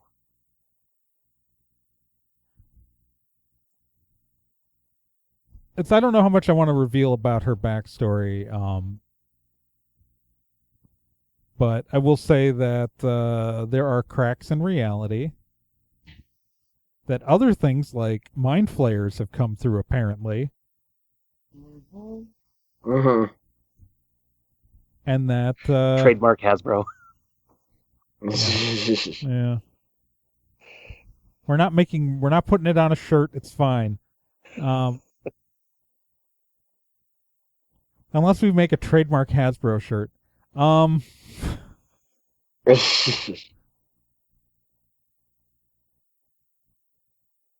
But like, you know, so yeah. But NK, like, there's nothing like supernatural about her as a person. Like, she is a 100% human. Like, it's not like I'm being a little coy, but I want to, like, she's not secretly someone else. Like, NK, her real name might not be Nicole Keegan, but that's just the name on her driver's license. But she is 100% a human. She was born to human parents, raised as a human, and is a human. Like, just because I've made jokes about normal human things, she actually is. It's just that her backstory is more complicated than, you know, everyone else is just like, I was born by parents and raised here, and then I am, you know. Like, Bill knows his parents. I don't know if I think your dad's dead. I think Bill's dad is dead, Nick. Bill's dad, in my headcanon, I actually tried to hint at this once, but then we got sidetracked by it. Bill's parents are divorced. And Bill assumed that his dad left his mom for a necromancer, to which his mom always responds more like a throat romancer. Um, uh-huh. Because basically, in my headcanon, Bill's dad is gay. Okay. And yeah, so basically he married Bill's mom as his beard. And so his mom is understandably pissed at him about this. Okay, because it's because Pat is his that's dying thing. Pat's dying move is he gave a coin that belonged to their father to Bill. Yeah, Bill, I don't think Bill does not actually understand what happened. His mom does. Okay. But yeah, that's one of the things in his backstory that I've been. I always refer to her as Lady Carpathia because I don't know her first name. Yeah, well, for what it's worth, I just assumed that she kept the name because Bill's mom is a ridiculously powerful wizard, and Bill's dad. I assumed she just kept her maiden name. Yeah, whereas Bill's dad is not. Like I haven't figured out. Like my headcanon never had what his actual calling was. He might just be like a birthday magician or something like that. No, he's got to have some sort of magical powers of some kind.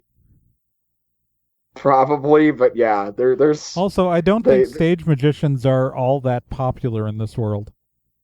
Probably not. Because there's actual magic. But that makes it even sadder. He made it disappear. It's just a gateway ward. That makes it more sad, though, which is kind of why I like it. I have a weird sense of humor. Please remember this, everyone listening at home. This is... I also don't think that... My last story arc was made up of my least favorite character from Rent, a goofy plush animal, my obsession with true crime podcasts, and... Here, I'm just saying that there's no way that Bill's dad isn't someone of important status because you don't need a beard if you're not. That's true. And so I'm gonna be honest, that coin at this point in my process doesn't mean anything yet. That doesn't mean it will never mean anything. There are many times where I leave in things that I'm like, this is foreshadowing for an idea I haven't come up with. Drop. No, that's legitimate. That's totally legitimate. And then I always make those pieces work. It's because sometimes I give foreshadowing for things I have planned. Other times I'm like, I'm going to leave this mysterious detail to seem important and figure out how it works later. Like, I will tell you that there are parts of so Kel was always Hollowell. That's not a question. The mechanics of it, I figured out probably, God, no, it's so... 20 minutes ago, no. So most of it, I knew that, I figured out large parts of it as, before any of it ever came up, I knew that Kel Kel as a personality was not Hollowell as a person, but he was walking around in Hollowell's body. I knew that from the start. And I knew that the soul stone, the necklace he was carrying was Kel's actual soul. I knew that. So I knew that really at the beginning. But there's stuff like how the Stone of Rebirth worked. So the Stone of Rebirth, when you guys ran into it, I knew what it was for. I knew that's the thing that is allowing Hollowell to be reborn. I always knew what it was. But how it worked exactly was actually never really fleshed out in my mind until my wife, Krista, said, "Oh, is it hollow? Does it open up?" And I was like, yeah, because I was kept feeling okay, if you kill Hollowell and then you're left with... The original thought was that, they killed Hollowell, but then there was a baby there, and the Stormwoods took him in, and I'm like, that's really stupid. Because if you, killed someone and there was a baby there, you just kill a wizard and suddenly there's a baby of the same species as the evil wizard you just killed. wouldn't you go, this is suspicious?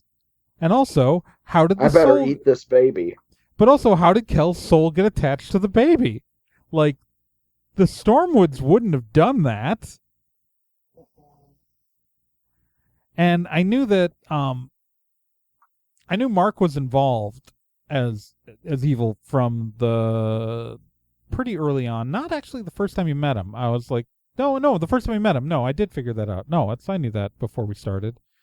But then, like, I was like, once I figured out that figured out that, like, the baby would be reborn within the Stone of Rebirth, I was like, oh, that actually makes sense. So then the Stone of Rebirth, he was defeated on the East Coast, and then he regenerated on the West Coast because the stone was at the Greyhaven estate.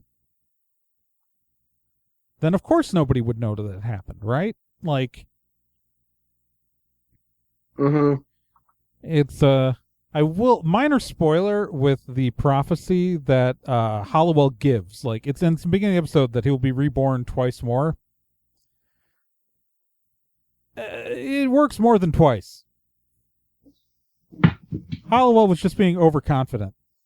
Because that stone's still functional. The first time it's in my rationalization, Hollowell made that statement going like, okay, so if I come back once and I win the first time I come back, doesn't matter if I said I'd come back again because I've won.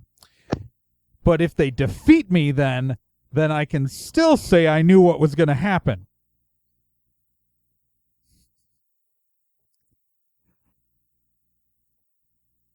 Yeah. Brilliant. Yeah, no, it's not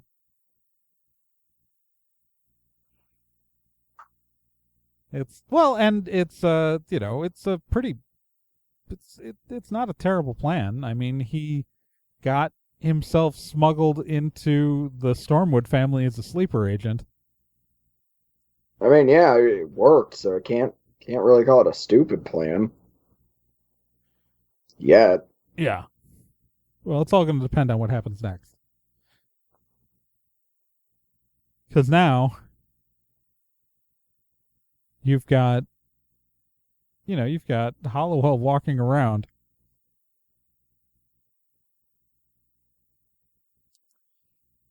Yeah.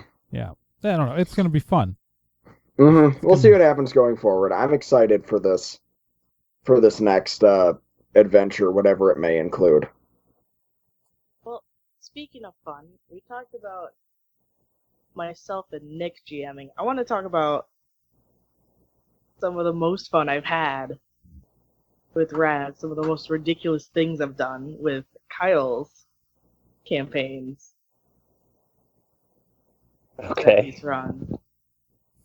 I mean, I got to ride a Tyrannosaurus. On fire. Which was on fire. Mm-hmm. And I got to whip a granola bar in someone's face. I did enjoy saying that dinosaurs are just like shitty dragons. I maintain that dinosaurs are way cooler because they're extinct and she brought them back. I know. But... I loved trying to help world build and screaming about the fearful nature of the Jellicle cult. That was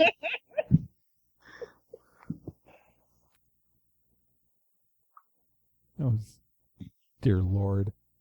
Anyway, I'm fully aware of my faults as a GM. I write a railroady plot and then get frustrated when it doesn't work. Well, you didn't expect me to do Secret Boulder Car. I did not. I didn't. Well, mostly I did not expect you to only do Secret Boulder Car. If you can Secret Boulder Car, man.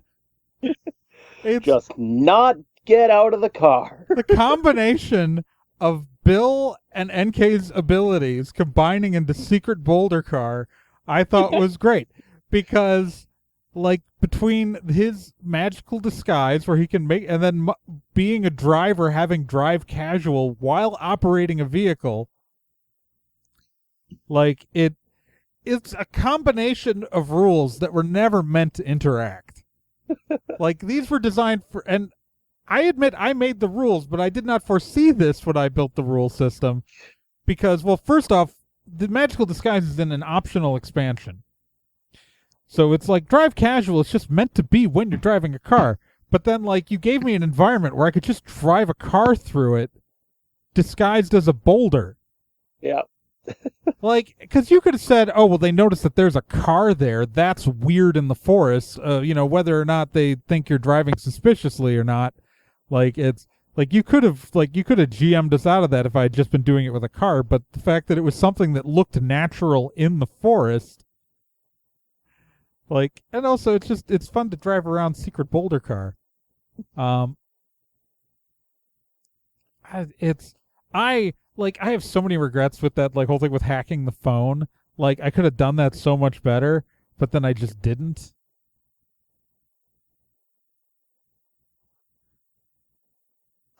No, legit. Yeah, it's like, if I had been smart, I would have made her phone match, like, broken into her, like, used my fact that I was hacked into her phone to, like, make her outgoing messages only match what I had sent him. So it would look like she had gone insane. Like, that would have been a much better sell, but I didn't do it. Like, I didn't do it. So it was just like, oh, man. I will say, I was really concerned in that fight until they all became one thing, because once something becomes one thing in this game, it's way easier to fight. Yeah. Like, even if they had been, like, 3 giant werecats, that fight would have taken way long. But, like, what it was the crowd. It was way more dangerous as a crowd of people and not a singular target. Like, I was genuinely concerned that we were not going to be able to handle it until they became a one thing. And I was like, oh, that's easy. Kill that. I mean, that was a lot of fun, but I know that I frustrated the hell out of you because Yes. I'm an agent of chaos and I break are. everything. Like, that was like that whole, like, Lord of the... I was like, why am I saying this? No, it's because this is what NK would do, and NK is insane. Okay. Like, you know how hard it is to do a voice as a character who is already using a different voice than your regular voice? That is very difficult. And I had to keep being careful not to kill people in that fight because I was like, I'm trying to get information. I am failing at it.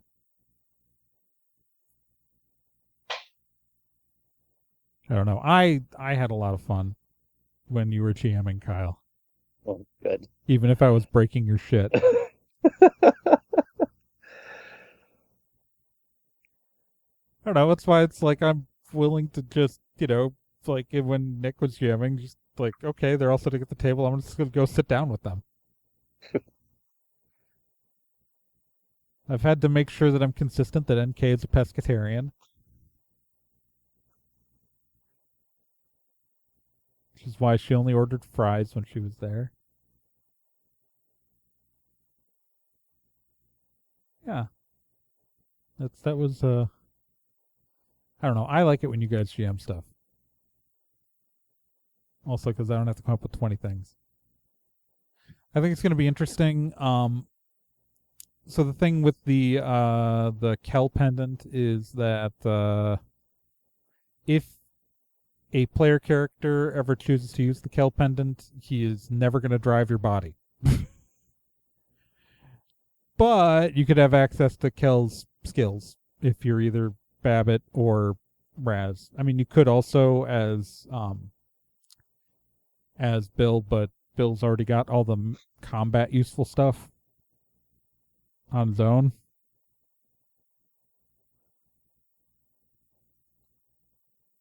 But yeah, it's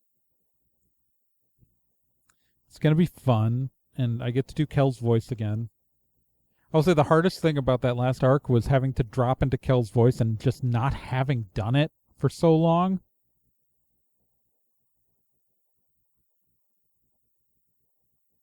You know what I mean? Yes. Yeah. Yeah. I don't know. You guys have any other thoughts? Dreams, hopes? I'm still working on my next campaign. Being really thorough with it this time. Making it nice and long. Well, I'm gonna say that like the next set of episodes we do, like, could have major effects on the status quo depending on what you do. Like, in kind of like there's a flux position. Like, we could end up back at status quo, or we could have a whole new status quo depending on how you guys choose to handle stuff.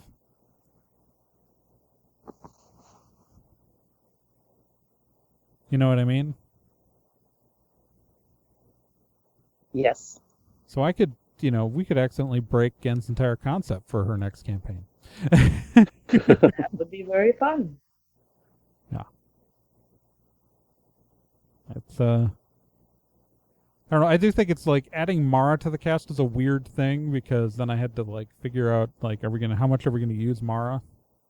I put her on the back burner because, she's useful, but like I don't want her to like take over. Like, because I think the last time we had her do anything was Greyhaven. Like when you guys broke into the Greyhaven estate. Because that was an all hands on deck, and also that like Barrow, NK, and Kel all went off separately.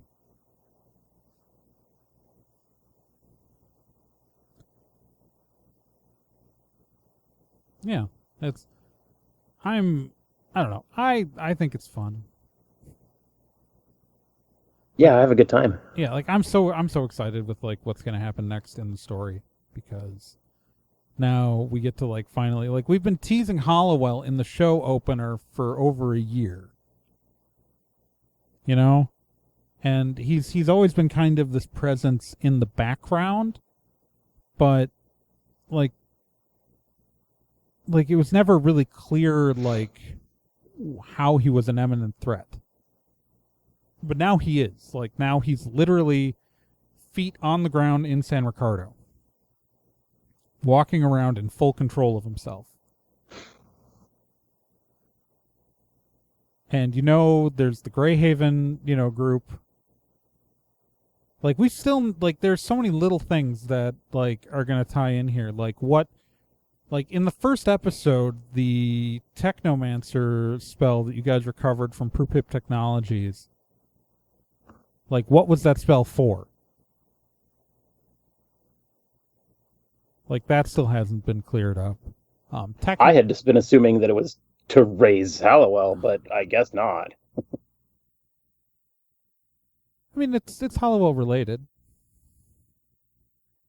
Like, there's so many, like, there's stuff though, like the fact that like now the Order of Greyhavens, like they predate Hollowell, but he was their most notable leader, and all except for like the last 25 years, he's been in charge of it since like the mid 1800s. Because obviously for the last 25 years, he's been sitting in Kel O'Reilly. And not able to talk or do anything on his own.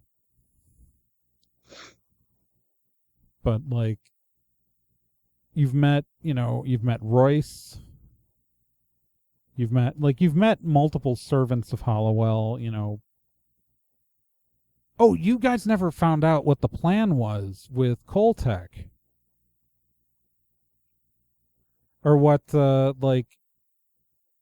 with the two soulstones, what the big plan was that never ended up happening, and he never got a chance to monologue. He was going to switch Prudence and Piper's souls. Oh. You thwarted a whole plan that you didn't know was happening. He was going to swap their souls so that Prudence, the one who wasn't part of the Order of Greyhaven, ended up in prison, and then Piper ended up out in each other's bodies. There was a whole meta plot going on there that never ended up happening because you ended up blowing up the whole... Because you guys, like... There was never an opportunity to monologue and set that up, like, in the text. That's just a fun detail.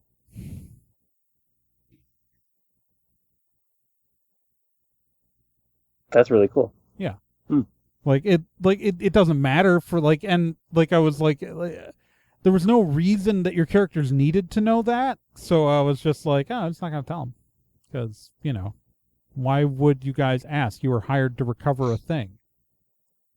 And you recovered the thing. And that does thwart the evil plan, but there's no reason why you guys would ever find out that the evil plan was happening.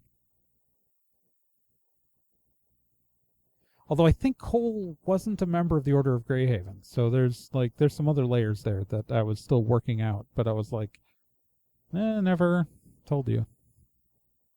Because no one got to monologue. There's so many times where you guys, like, have prevented me from monologuing. Like in the pilot, in the big pipe fight with Piper at the end of the pilot arc, where you guys, like, it was Piper and, like, a bunch of fodder characters who were with him, and you guys knocked out Piper immediately. And Piper's unconscious for most of that fight. And then it's just you against the remaining fodder guys. And Piper was going to monologue on his turn, but you knocked him out before it got to his turn.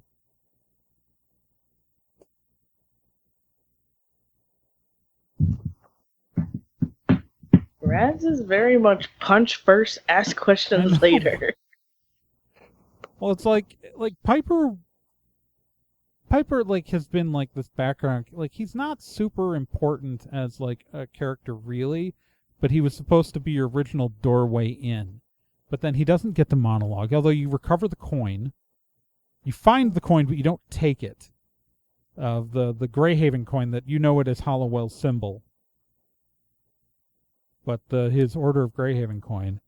And then you do, like, it comes back up because you guys had to break into police evidence to steal it.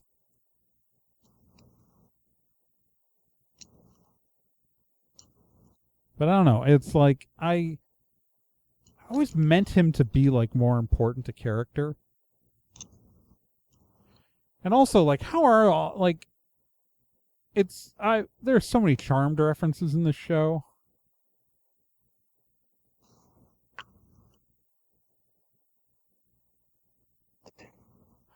Like, it's a little ridiculous how many Charmed references are in this show. I listen to a Charmed podcast, even though I don't watch the show, so I get some of them. But yeah, I'm sure I'm missing tons. Well, because we start out with, like, we've had all of the sisters referenced, because Prudence and Piper, the John Prudence, Jack Piper, in that first arc, of course, you know, are Prudence and Piper, two of the names of the Hollowell sisters. Like, again, Hollowell, like, is just, you know, because it's the original Charmed, it's the Hollowell sisters, which hence why I just literally took the name Hollowell for the bad guy. And then you meet Prudence and Piper, the two guys in the pilot, and then you get to town of Phoebe, which Phoebe is, of course, another one of the sisters in the, you know, the follow-up, like, big storyline episode after that. And then the storyline after that, that has a major, that where you do the Greyhaven estate is called the Dark Page. Page being the fourth sister who joined after they killed off Shannon Doherty's character, Prudence. So Page is, of course, a reference to that. Coltech gets mentioned in the first episode, of course, and then in the domino effect, you see, like, you end up meeting Damian Cole. Cole is the name of Phoebe's demon boyfriend in a bunch of episodes, like in several arcs of Charmed. And so that's where Cole got his name in the show, in our show. And then, of course, the latest arc is named, where we finally reveal like the true nature of Hollowell is harmed.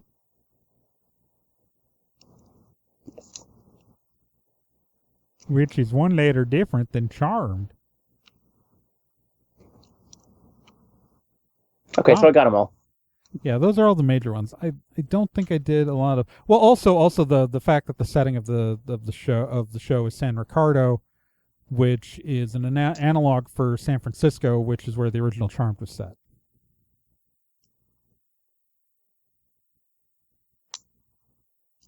Yeah. Yeah, so I think that's all of the Charmed references in the show. There will be more.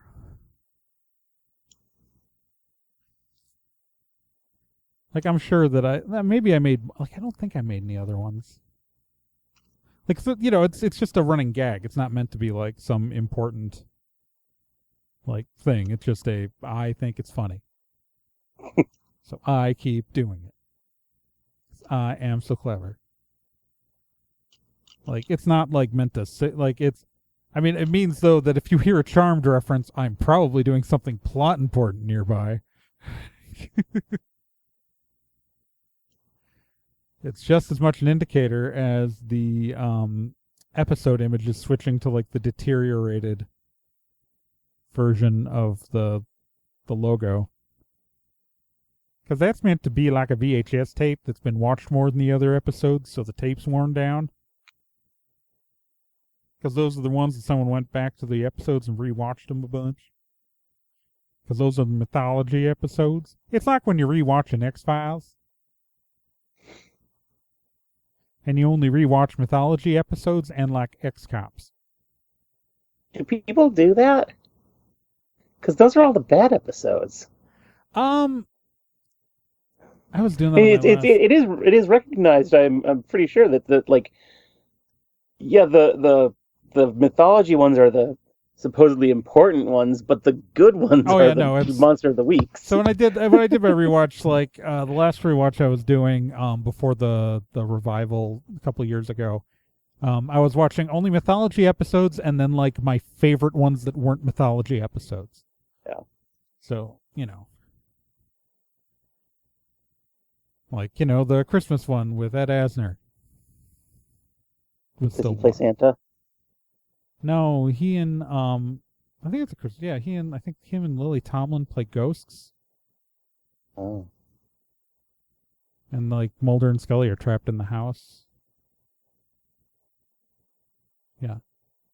It's like I enjoyed that one. X-Cops is always my favorite. That's why it came to mind immediately, because I think X-Cops is arguably the best episode of the X-Files because it's hilarious. Because like literally starts with the Cops theme.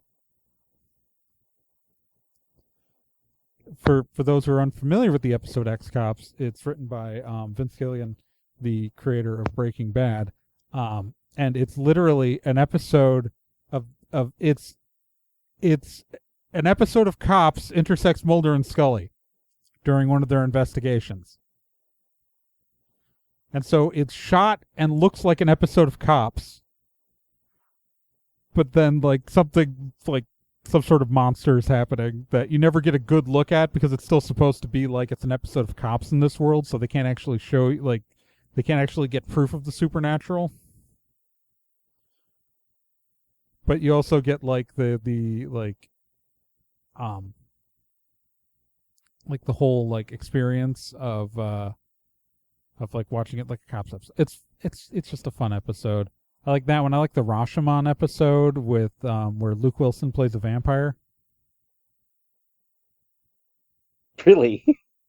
Yeah, there's an episode that is told in flashback from both Mulder and Scully's perspective. And yeah, Luke Wilson's in it. It's funny because like in Mulder's version of it, he's got like these big fake buck teeth in. And then in Scully's version, he looks normal. I think Little Pete from Pete and Pete as more of an adult plays a vampire in that episode too. And it's a different actor, but I think it is.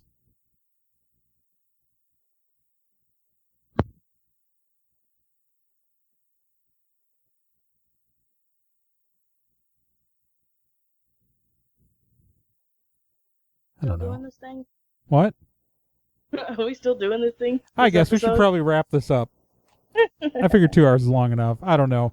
We got into the X-Files, man. Look, I'm only I 50. haven't heard Nick in a while. I wonder if he's Nick, you still accidentally here? muted himself again. Nick. Nick? Hello, can you? I can Yeah. hear you. Okay, we can hear you. Okay, yeah, I've said a few things. This is what I was talking about. My internet connection is really bad tonight. Yeah, so Nick, what's your favorite episode of the X-Files and/or Pete and Pete? I don't have a favorite episode of either, but I'm going to get myself in a lot of trouble and say that I have way more interest in rewatching Pete and Pete than I do the X-Files. Why would that get Oh, you in yeah. trouble? Pete and Pete's a better show. Absolutely. I didn't know. I don't know. I feel like people would be upset that someone who hosts, several internet series talking about genre fiction that I'm just not that interested in rewatching the X-Files. Pete and Pete's amazing. Yeah, it was a great show, I and I think the miss it. X-Files is only worth rewatching as like specific episodes. Like out of the revival, Mulder and Scully Meet the Weremonster is the only one you need to watch. You can skip every other episode in the revival, but Mulder and Scully Meet the Weremonster is amazing. It is. I think it's definitely should be in everybody's top 5 X-Files episodes. Nice. It's the Good one. to know. It's the one with Rhys Darby in it. Oh, cool. He plays the Weremonster. Love Rhys Darby. He's a monster who got bit by a human.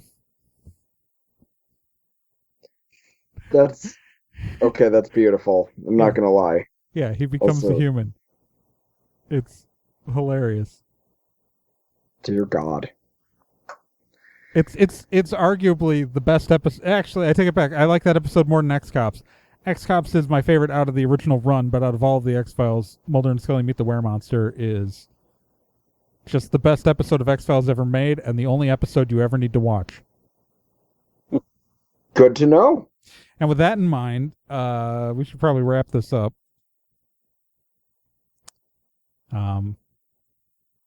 So I guess the moral of the story is everyone should go rewatch Pete and Pete.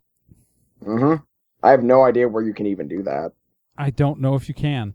I don't care. Just find a way. I haven't rewatched I believe any. it's called Pirate Bay. There was a DVD release of some of the episodes like Yes. 20 years ago. And 20 years ago is probably the last time I saw an episode of Pete and Pete. And with that, I think it's probably time we wrap this up. Thank you guys for listening to this kind of behind the scenes for the show. Hopefully you enjoyed it. Hopefully this spawns discussion. Mostly this is your brief respite before the story continues to be stressful. Oh boy. And so tune in next episode where Bill will probably die. Just kidding. What? I'm Trey Dorn, and I have been your semi-moderator, and but not GM because this wasn't the game episode. Joining me as always were Nick Izumi, who normally plays Bill, Yo.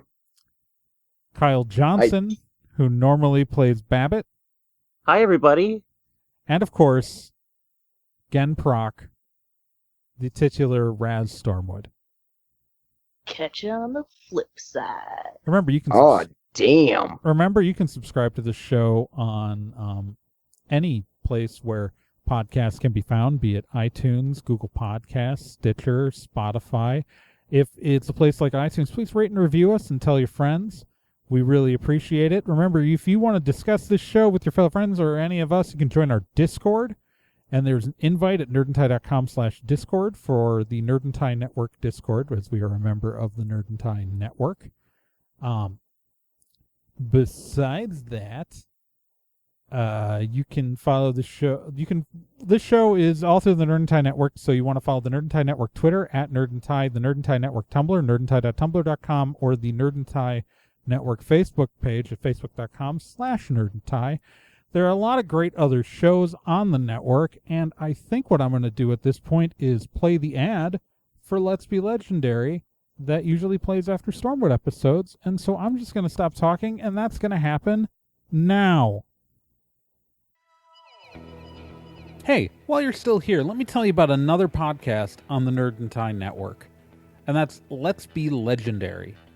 Let's Be Legendary, the Feywild West, is a 5th edition Dungeons & Dragons actual play game, so an actual play game like this one, but like, you know, in a system people actually use in the real world. Set in a homebrew Wild West steampunk world, the Feywild West follows two people discovering what it means to be in a relationship, all the while seeking revenge and learning the truth of their pasts. Let's Be Legendary podcast is an LGBTQ+ podcast with both main and minor characters, as well as players falling under the queer blanket. A heavy RP game with a focus on story and characters, and you can hear it every week here on the Nerd and Tie Network, and you can find all of their subscription information and links at nerdandtie.com/legendary.